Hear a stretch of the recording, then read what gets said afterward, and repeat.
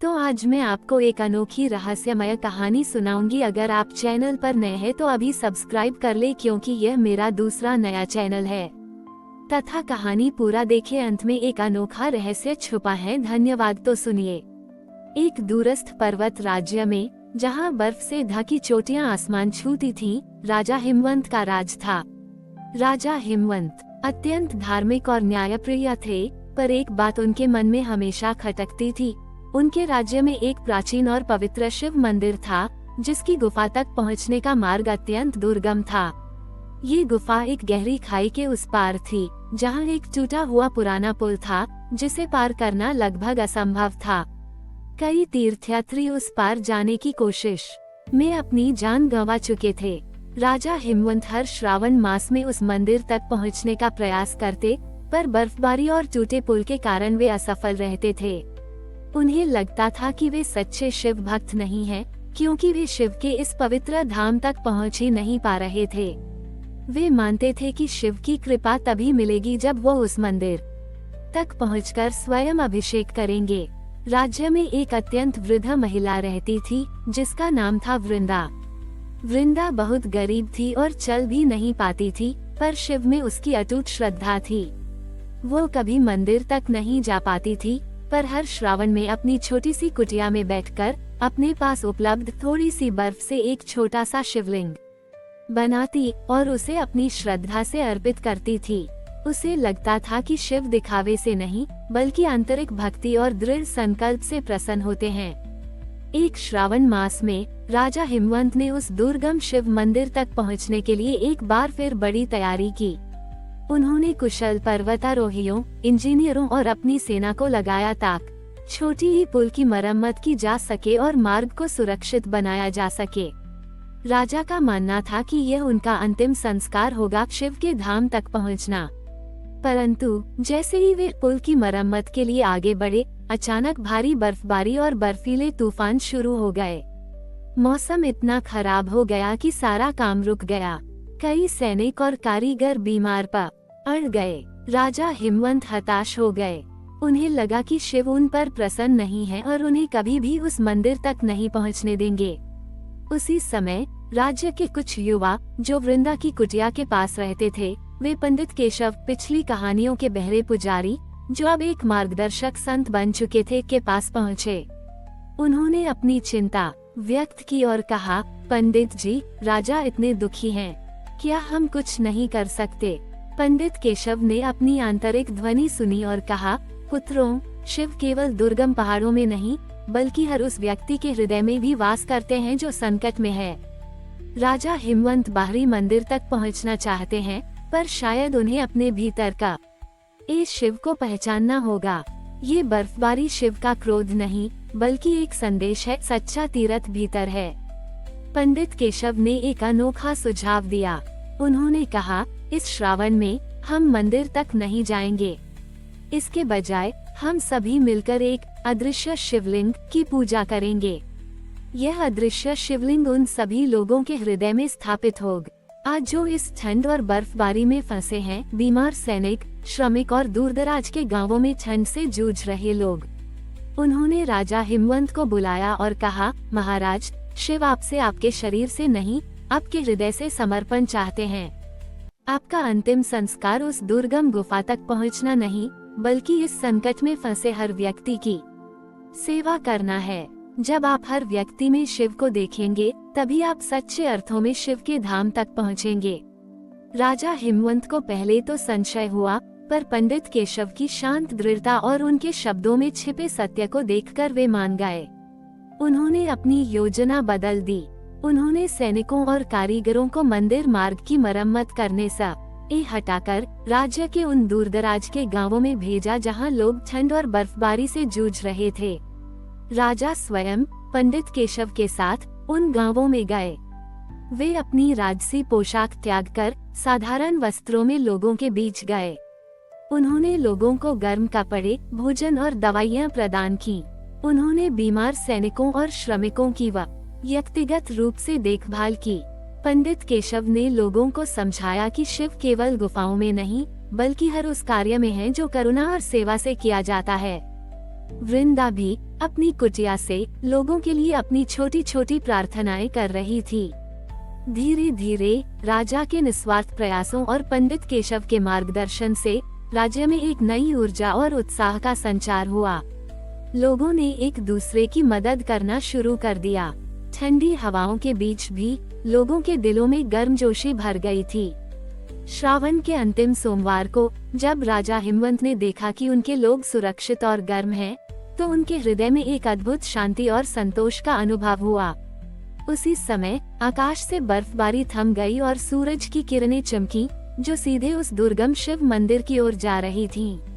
राजा हिमवंत को अपनी सबसे बड़ी सीख मिली। उन्हें समझ आया कि शिव की कृपा केवल दुर्गम स्थानों पर पहुंचने से नहीं, बल्कि अपने ही लोगों की सेवा करने और हर प्राणी में शिव को देखने से मिलती है। श्रावण का महीना उस राज्य में न केवल शिव के अभिषेक का, बल्कि बाहरी दिखावे पर आंतरिक सेवा की विजय, दूसरों के प्रति का रुना और हृदय की शुद्धता का भी प्रतीक बन गया। राजा हिमवंत ने अपने अंतिम संस्कार को बाहरी यात्रा से हटाकर आंतरिक सेवा में बदल दिया, ये दर्शाते हुए कि शिव की सच्ची उपस्थिति वहीं होती है जहां प्रेम और निस्वार्थ कर्म होता है। राजा हिमवंत का हृदय अब अहंकार और भौतिक लक्ष्यों से मुक्त होकर सच्ची सेवा और करुणा से भर गया था। पंडित केशव की शिक्षा और वृंदा की अटूट श्रद्धा ने उन्हें ये सिखाया था कि शिव का वास दुर्गम चोटियों पर नहीं, बल्कि हर पीड़ित हृदय में है। श्रावण का महीना अब केवल धार्मिक अनुष्ठानों का नहीं, बल्कि मानवीयता और निस्वार्थ सेवा का प्रतीक बन गया था। परंतु इस नई जागृति के बावजूद राज्य में एक नई चुनौती उभर रही थी, पुराने रीति रिवाजों और आधुनिक विचारों के बीच का टकराव। राज्य के कुछ रूढ़िवादी लोग अभी भी अपनी पुरानी परंपराओं और रीति रिवाजों से चिपके हुए थे, भले ही वे अब व्यावहारिक न हो या समाज के लिए हानिकारक कहूँ। वे नई सोच और परिवर्तनों को स्वीकार करने से हिचकिचाते थे, जबकि युवा पीढ़ी बदलाव चाहती थी। इससे समाज में तनाव बढ़ रहा था, खासकर श्रावण जैसे धार्मिक पर्वों पर, जब परंपराओं का अत्यधिक पालन किया जाता था। एक श्रावण मास में गांव के एक प्राचीन मंदिर में एक बड़ा विवाद खड़ा हो गया। मंदिर में एक पुरानी परंपरा थी कि श्रावण के अंतिम दिन एक विशेष अनुष्ठान के तहत कुछ मूल्यवान पशुओं की बलि दी जाती थी। युवा पीढ़ी, जो जीव दया में विश्वास करती थी, इस प्रथा का विरोध कर रही थी, जबकि बुजुर्ग इसे अपनी आस्था का अभिन्न अंग मानते थे। दोनों पक्षों के बीच तीखी बहस हो रही थी और हिंसा की आशंका थी। राजा हिमवंत चिंतित हुए। उन्होंने पंडित केशव और वृंदा को बुलाया। राजा ने कहा, हमारा राज्य सेवा के मार्ग पर चल रहा है, पर यह पुरानी प्रथा हमें पीछे खींच रही है। हम कैसे इन लोगों को समझाएं कि शिव को हिंसा नहीं, दया पसंद है। उद्धरण चिन्ह। पंडित केशव ने शांत भाव से कहा, महाराज, शिव संहार के नहीं, बल्कि सृजन और करुणा के देवता हैं। बलिदान केवल हिंसा का नहीं होता, बल्कि अपने अज्ञान और रूढ़ियों का भी होता है। ये संघर्ष केवल प्रथा का नहीं, बल्कि हृदयों में गहरे बैठे अज्ञान और भय का है। वृंदा ने अपनी वृद्ध आवाज में कहा, पुत्र, श्रद्धा का अर्थ अंधानुकरण नहीं, बल्कि विवेक का उपयोग करना है। जब तुम हर जीव में शिव को देखोगे, तभी तुम्हें सच्ची पूजा समझ आएगी। श्रावण का महीना चल रहा था। राजा हिमवंत ने एक अनोखा सुझाव दिया। उन्होंने घोषणा की कि इस श्रावण में बलि प्रथा नहीं होगी। इसके बजाय सभी लोग मिलकर एक महादया यज्ञ करेंगे। इस यज्ञ में किसी पशु का बलिदान नहीं होगा, बल्कि लोग अपने अज्ञान, घमंड और हिंसा की इच्छा का त्याग करेंगे। राजा स्वयं पंडित केशव और वृंदा के साथ इस यज्ञ में शामिल हुए। उन्होंने लोगों को समझाया कि कैसे प्राचीन काल में बलि का अर्थ आंतरिक बुराइयों का त्याग था, न कि किसी जीव को मारना। पंडित केशव ने अपने मौन के माध्यम से लोगों को जीवों के प्रति करुणा का महत्व समझाया। वृंदा ने अपनी सादगी से लोगों को बताया कि कैसे प्रकृति के हर जीव में शिव का वास है। राजा ने आदेश दिया कि बलि के लिए एकत्र किए गए पशुओं को अब मंदिर के बाहर बनाए गए एक सुरक्षित आश्रय में रखा जाएगा और उनकी देखभाल की जाएगी।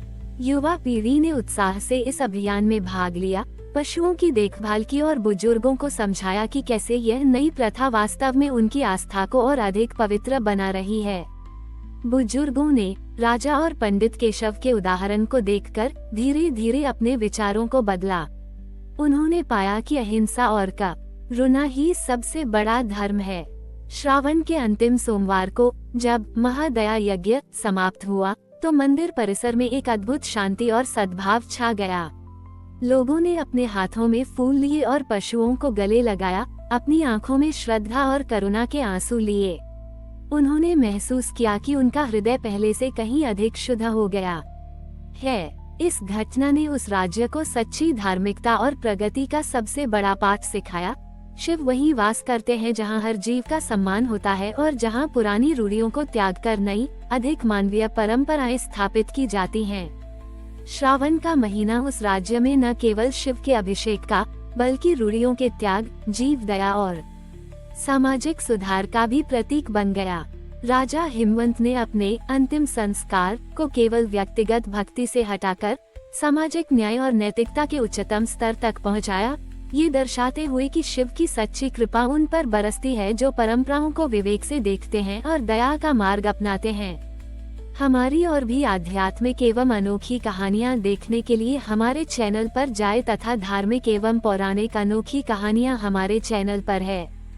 कृपया जाके देखें तथा हमारे चैनल को सब्सक्राइब करके रखें और वीडियो लाइक जरूर करें। धन्यवाद।